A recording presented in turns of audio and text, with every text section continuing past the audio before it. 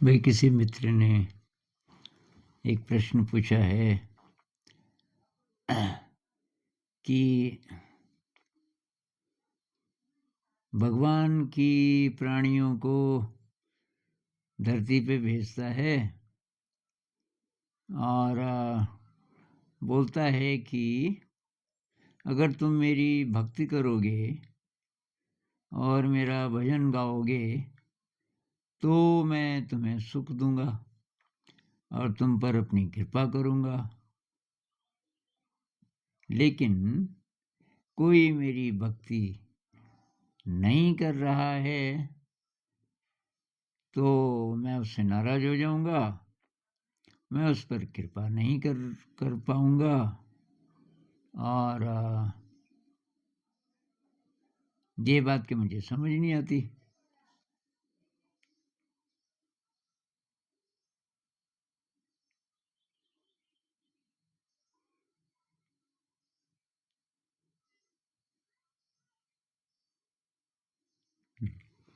तो ये तो भाई आपका व्यू है ना, ये तो आपका व्यू है कि कोई भगवान है और वो धरती पे भेजता है और वो देखता रहता है हर एक को और वो बोलता है कि मेरी प्रार्थना करो। ये आपका दृष्टिकोण है। अद्वैत का दृष्टिकोण कुछ और है। अद्वैत का दृष्टिकोण ये है कि और अगर अभी जो मॉडर्न साइंस है जैसे डेविड बोम वगैरह, उस दृष्टि से भी अगर हम देखना चाहें तो ये कुछ इस तरह है जैसे आप कोई बीज बोते हैं ना, आपने कोई वृक्ष का बीज जमीन में डाला, मान लीजिए कि बरगद का, तो जब वो बड़ा होगा वृक्ष तो उसमें बीज वही लगेंगे जो आपने बोया। इसको दूसरे ढंग से देखते हैं कि मान लीजिए कि आपके पास ज़मीन है और आप किसान हैं और आपके पास तरह तरह के बीज हैं। कुछ तो फसल के बीज हैं, कुछ फेंसिंग के लिए कांटे की झाड़ियों के बीज हैं कि वो किनारे किनारे लगाएंगे ताकि जंगली जानवर अंदर न जा सकें, उसकी फेंसिंग हो जाएगी, बाड़ हो जाएगी। और आप जब बीज बो रहे थे तो पूरे होश में नहीं थे और आपने थोड़ा बहुत तो अच्छे बीज बोए लेकिन ज़्यादा वो कांटे वाले बो दिए। अच्छा जी, अब फसल होनी शुरू हुई तो बहुत दिनों बाद आपने देखा कि जो फसल है वो तो कम हुई, उसके बीच कांटे बहुत ज़्यादा हो गए। जबकि पड़ोस के खेत में किसी और का खेत है, वहाँ एक भी कांटा नहीं है। अब अगर आप बोलो कि भाई ऊपर अगर भगवान जी ऊपर रहते हैं कि भाई ये ऊपर वाले, ये कितना अन्याय है, तुम कितना भेदभाव करते हो। ये जो पड़ोसी का खेत है उसमें फसल ही फसल है और मेरे खेत में फसल कम है और कांटे ज़्यादा हैं। तो आपको क्या लगता है, ये शिकायत जस्टिफाइड है? ये भगवान जी ने बोए क्या कांटे के बीज, क्या आपने बोए? तो और मान लीजिए कि इस आदमी को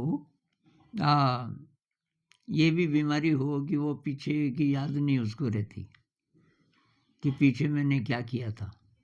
काम करते टाइम पूरे होश में नहीं रहता, लेकिन काम करने के बाद भी पीछे मैंने एग्जैक्टली क्या किया उसको याद नहीं रहता, जैसे हमें पिछला जन्म याद नहीं रहता। तो कुल मिला के मुझे लगता है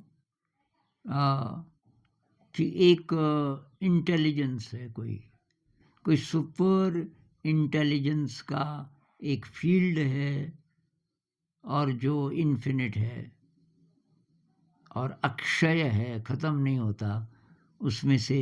और वो जो फील्ड है, एनर्जी फील्ड, वो मान लीजिए कोई अदृश्य महासागर विराट ऊर्जा का, और वो अपनी बूंदों से अचानक उसमें से बूंदें निकलती हैं, करोड़ों करोड़ों करोड़ों, और हर बूंद एक नया रूप बन जाती है, एक नया जीवधारी, एक नई चीज़। लेकिन वो जो फील्ड है वो वैसे ही रहता है, उसमें कोई कमी नहीं आती। तो ये उपनिषद इसको इस तरह से बोलता है ये कि पूर्णमदः पूर्णमिदम्, वो पूर्ण है, और जो उसका एक्सप्रेशन है वो भी पूर्ण है। हर चीज़ उसने कंप्लीट बनाई, और वो कंप्लीट ही रहता है हमेशा, उसमें से कितने भी कंप्लीट निकल जाएं। तो यूँ समझ लीजिए कि हर एक के अंदर अपनी इंटेलिजेंस डाल दी परमात्मा ने। मकड़ी अपना जाला बनाती है जिस इंटेलिजेंस से, ये वही है, ये परमात्मा की इंटेलिजेंस है। जिस इंटेलिजेंस से मधुमक्खियाँ छत्ता बनाती हैं और उनको पता चल जाता है, 1 मील दूर तक पता चल जाता है कि कहाँ अच्छे फूल हैं जिनसे कि वो रस ले सकते हैं। ये जो इंटेलिजेंस है हर प्राणी में, ये परमात्मा है। हमारे अंदर जो इंटेलिजेंस है वो परमात्मा है। और तो दुख क्यों है जीवन में? दुख इसलिए है कि हमें हर प्रकार की शक्तियाँ दी हुई हैं, फ्री विल भी दिया हुआ है, इंसान के अंदर फ्री विल भी है।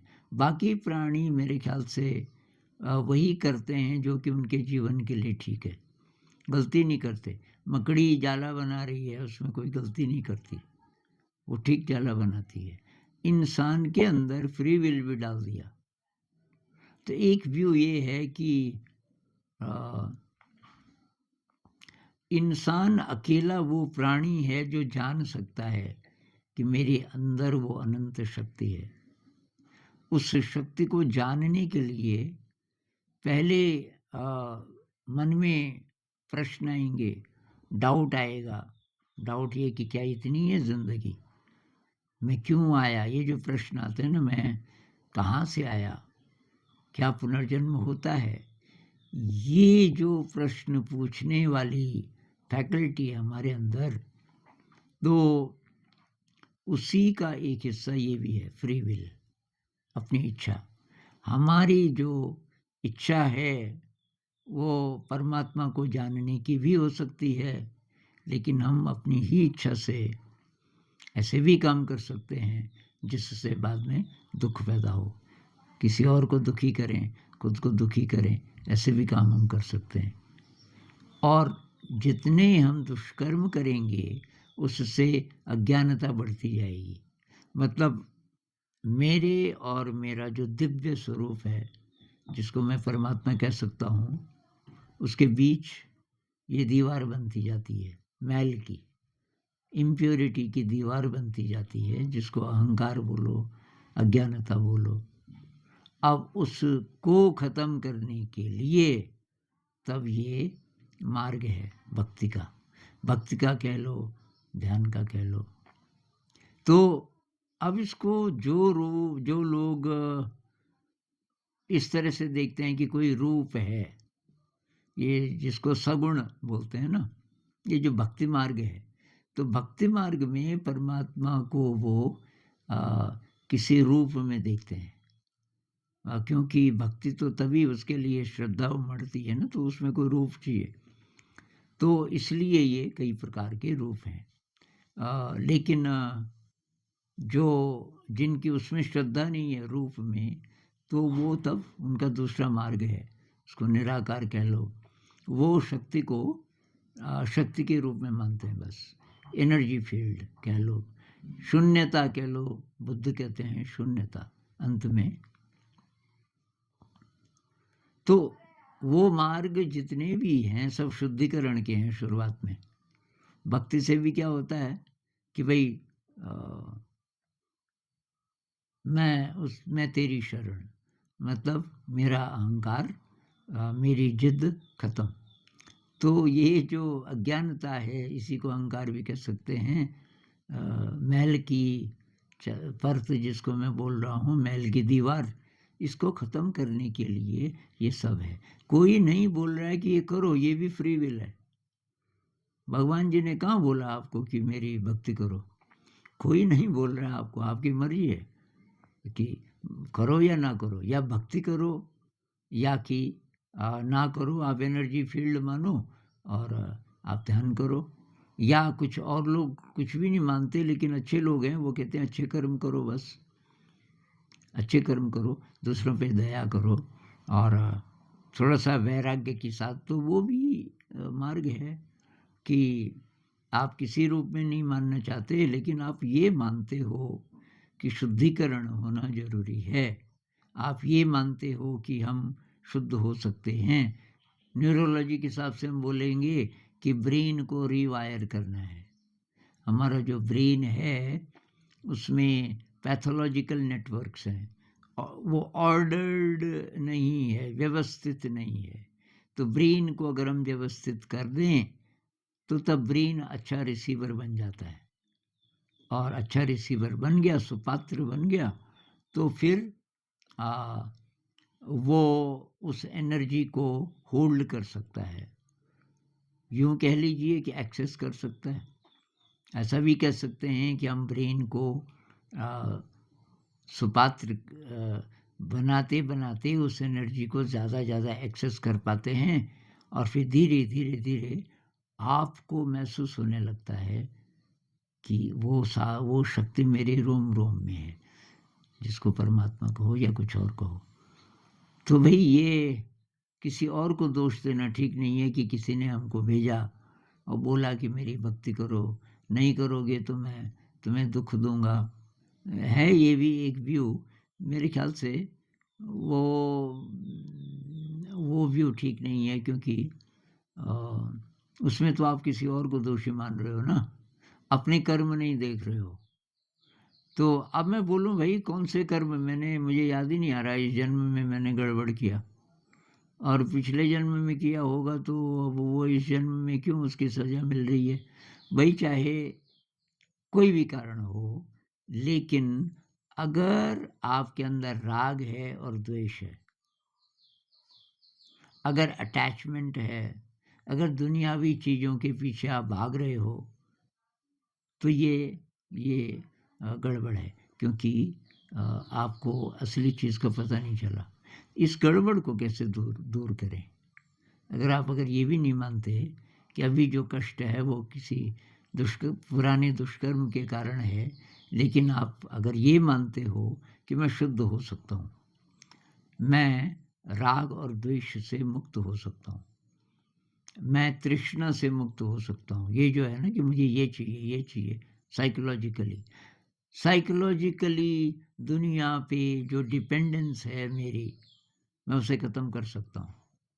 मैं अपने में ही खुश हूँ, और जो बेसिक चीज़ें चाहिए, रोटी कपड़ा मकान इत्यादि इत्यादि, उसका तो है इंतज़ाम, लेकिन जो साइकोलॉजिकल मेरी ज़रूरतें हैं कि मेरी वाह वाह हो, मेरे पास नई गाड़ी हो दिखाने के लिए, इस सब से मैं मुक्त हो गया, क्योंकि मुझे पता चल गया कि इसमें कुछ नहीं है।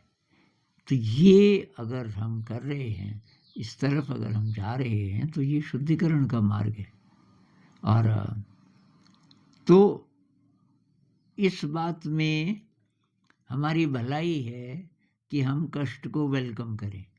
जिंदगी में कष्ट है, दो अप्रोचेस हो सकती हैं, या तो रोते रहो, ये कष्ट क्यों आया, नहीं आना चाहिए था, और ये कष्ट किसने दिया, भगवान जी ने दिया, मेरे ही साथ ये नाइंसाफी क्यों, एक अप्रोच है। दूसरी अप्रोच है कि कष्ट है और मैं ही जिम्मेदार हूँ, मैंने कुछ ना कुछ पीछे से ठीक ढंग से जिंदगी नहीं जी होगी, जो भी कारण हो, लेकिन कष्ट है इस समय, और उसका इलाज है। बुद्ध कहते हैं ना, दुख है, और दुख का कारण है, पीछे के जो हमारे एक्शंस हैं उसके कारण दुख है, लेकिन वो ये कहते हैं कि दुख से छूट सकते हो, और एक बार आपको पता चल गया दुख से छूट सकते हैं, तो भाई उसका मार्ग है उसका मार्ग है, ध्यान करो और उसके लिए शील का पालन करो, पारमिताओं का पालन करो। धीरे धीरे धीरे धीरे जैसे जैसे आप शुद्ध होंगे वैसे वैसे आपको अनंतता का बोध होना शुरू होगा कि मेरे अंदर कोई विराट शक्ति है। और फिर आप सचमुच भी शक्तिशाली महसूस करोगे बाहर की दुनिया में भी, तो आप ज़्यादा सेवा कर पाओगे, आपके अंदर कंपैशन होगा, दूसरों के लिए देने का भाव होगा। तो ये अप्रोच मेरे ख्याल से प्रैक्टिकल रहेगी और हमारे लिए कल्याणकारी रहेगी। नमस्कार।